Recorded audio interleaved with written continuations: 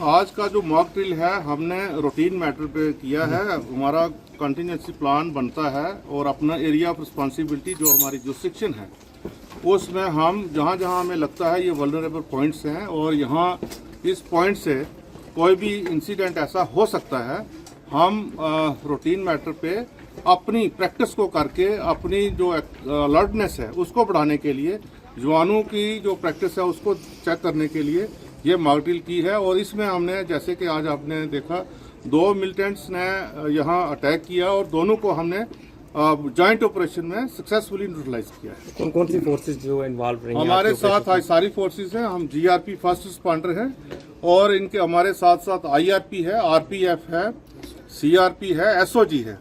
SOG की का बड़ा अहम रोल है। बम डिस्पोजल स्क्वाड है, फायर सर्विसेज हैं और मेडिकल टीम है, मैजिस्ट्रेट हैं, आर्मी है और सेंट्रल फोर्सेस भी हमारे साथ हैं। तो हमने सब ने मिल के, क्योंकि हमारा फर्स्ट रिस्पॉन्डर, सेकंड रिस्पॉन्डर और टेरिटरी रिस्पॉन्डर जो है सबको इन्वॉल्व करके ये ऑपरेशन किया है, जॉइंट ऑपरेशन। और ये प्रैक्टिस के तौर पर था और हम सेटिस्फाई हैं कि ये सक्सेसफुली है। आगामी दिनों में ट्रेन जो है वो कश्मीर भी जाएगी और जिस तरह से जिला कठुआ के संवेदनशील हालात बने हैं, इससे मद्देनजर कितना महत्वपूर्ण है इस तरह की? हाँ, ये मैंने कहा कि हमारा जो लिमिट है, हमारा जेडी है, जो रिस्ट्रिक्शंस होती हैं, एरिया ऑफ रिस्पॉन्सिबिलिटी है, हम उसमें अपनी अपनी एरिया ऑफ रिस्पॉन्सिबिलिटी में सारी टीमें ऐसे ही काम कर रही हैं, आगे भी करती रहेंगी।